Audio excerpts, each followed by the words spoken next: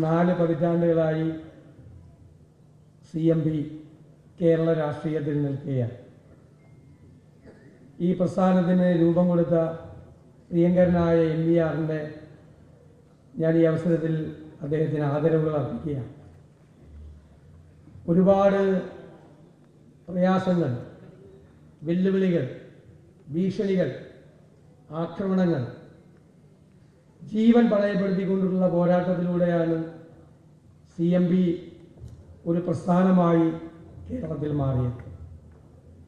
ആദ്യത്തെ ഒരു ദശാബ്ദകാലം ഇതിൻ്റെ നേതാക്കൾ നേരിട്ട വെല്ലുവിളികൾ, ഒരു ട്രെയിനിൽ പോലും യാത്ര ചെയ്യാൻ പറ്റാതെ ട്രെയിനിന് പോലും കല്ലെറിയുന്ന അവസ്ഥയിലേക്ക് ഉള്ള ഒരു കാലഘട്ടത്തിൽ നിന്നാണ് ഈ പ്രസ്ഥാനത്തെ വളർത്തി കേരളത്തിൽ എല്ലാവരും ശ്രദ്ധയോടുകൂടി നോക്കുന്ന ഒരു കമ്മ്യൂണിസ്റ്റ് പ്രസ്ഥാനമാക്കി മാറ്റി. ഞാൻ ചെറുപ്പത്തിലെ കമ്മ്യൂണിസം പഠിക്കുമ്പോൾ 2 വശങ്ങൾ ഞാൻ കമ്മ്യൂണിസ്റ്റ് പാർട്ടിയിൽ കണ്ടിട്ടുണ്ട്. ഒന്ന്, കമ്മ്യൂണിസ്റ്റ് പാർട്ടിക്ക് ഒരു മനുഷ്യത്വപരമായ ഒരു മുഖമുണ്ട്. 2, അതിനൊരു ക്രൂരമായ മുഖമുണ്ട്. ഇന്ന് നമുക്ക് അഭിമാനത്തോടെ പറയാം, കേരളത്തിൽ അല്ലെങ്കിൽ നമ്മുടെ രാജ്യത്ത് യഥാർത്ഥ കമ്മ്യൂണിസത്തിൻ്റെ മനുഷ്യത്വപരമായ മുഖമാണ് CMP. മറ്റതെല്ലാം അവരെല്ലാം ഏറ്റെടുത്തു. മറുവശം അവരെല്ലാവരും ചേർന്ന് ഏറ്റെടുത്തിരിക്കുകയാണ്.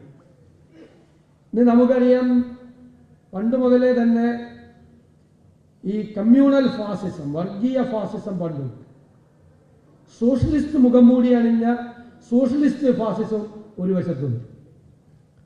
അതാണ് സ്റ്റാലിനിസത്തിലൂടെ ലോകത്തിലെ കമ്മ്യൂണിസ്റ്റ് പ്രസ്ഥാനത്തിൻ്റെ തകർച്ചയിലേക്ക് വഴിതെളിച്ച സംഭവം. എല്ലാവരെയും ശത്രുക്കളായി കാണുകയും ഹിറ്റ്ലറും സ്റ്റാലിനും തമ്മിലുള്ള ദൂരം വലിയ ദൂരമില്ല. ഇവരെല്ലാം ഏകാധിപതികളായിരുന്നു, അവർ ഭീരുക്കളായിരുന്നു. ചുറ്റുപാട് നിൽക്കുന്ന സഹപ്രവർത്തകരെ പോലും അവർക്ക് പേടിയായി. അവരുടെ ന്യൂ ജനറേഷനാണ് ഇന്ന് കേരളത്തിലുള്ള കമ്മ്യൂണിസ്റ്റ് നേതാക്കൾ.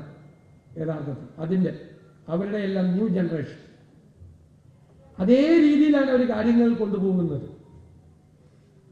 അവർക്ക് ആ സോഷ്യലിസ്റ്റ് ഫാസിസം എന്ന് പറയുന്നതാണ് യഥാർത്ഥ കമ്മ്യൂണിസം എന്നവർ തെറ്റിദ്ധരിച്ചിരിക്കുന്നു.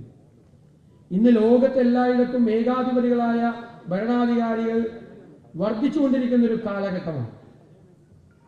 എല്ലാ സ്ഥലങ്ങളിലും ഞാനെപ്പോഴും പറയും, 20ാം നൂറ്റാണ്ടിൻ്റെ ആദ്യ പകുതിയിൽ ലോകത്ത് സംഭവിച്ചതെല്ലാം 21ാം നൂറ്റാണ്ടിൻ്റെ ആദ്യ പകുതിയിൽ ആവർത്തിച്ചുകൊണ്ടിരിക്കും. 2 ലോകമഹായുദ്ധങ്ങൾ കണ്ടു, ഫാസിസം കണ്ടു, നാസിസം കണ്ടു, വലിയ കൊളോണിയൽ കാലഘട്ടത്തിൻ്റെ അവസാനം കണ്ടു, ജനാധിപത്യത്തിലേക്കുള്ള കടന്നുവരവ് കണ്ടു. 20ാം നൂറ്റാണ്ടിൻ്റെ ആദ്യ പകുതി. ആ 20ാം നൂറ്റാണ്ടിൻ്റെ ആദ്യ പകുതിയിൽ നടന്നതുപോലെ ഏകാധിപതികൾ പുതിയ മുഖവുമായി വരികയാണ്. അന്ന് ഗീബൽസ് ആയിരുന്നു ഇവരുടെ പ്രചാരണ തന്ത്രങ്ങൾക്ക് നേതൃത്വം കൊടുത്തതെങ്കിൽ ഇപ്പോൾ PR ഏജൻസികളാണ് ഗീബൽസിന്റെ ജോലി ഈ നൂറ്റാണ്ടിൽ നിർവഹിച്ചുകൊണ്ടിരിക്കുന്നത്. ഗീബൽസിനേക്കാൾ മോശമായിട്ടാണ് PR ഏജൻസികൾ പ്രവർത്തിക്കുന്നത്. നമ്മുടെ സോഷ്യൽ മീഡിയ ഹാൻഡിലുകൾ പോലും ഏകാധിപതികളായ ഭരണാധികാരികൾ കൈകാര്യം ചെയ്യുകയാണ്. ആർട്ടിഫിഷ്യൽ ഇന്റലിജൻസിന്റെ ഈ കാലത്ത് ഏകാധിപതികളായ ഭരണാധികാരികൾ നമ്മുടെ ചിന്തകളെ വരെ ചങ്ങലക്കിടുക. പണ്ട് നമ്മൾ പറഞ്ഞത് ഫ്രീഡം ഓഫ് എക്സ്പ്രഷനാണ്, നമുക്കൊരു അഭിപ്രായം പറയാനുള്ള സ്വാതന്ത്ര്യമാണ്. ഇന്ന് പുതിയ ലോകം ചർച്ച ചെയ്യുന്നത് ഫ്രീഡം ടു തിങ്ക് ആണ്, ചിന്തിക്കാനുള്ള സ്വാതന്ത്ര്യത്തിന് വേണ്ടിയിട്ടാണ്.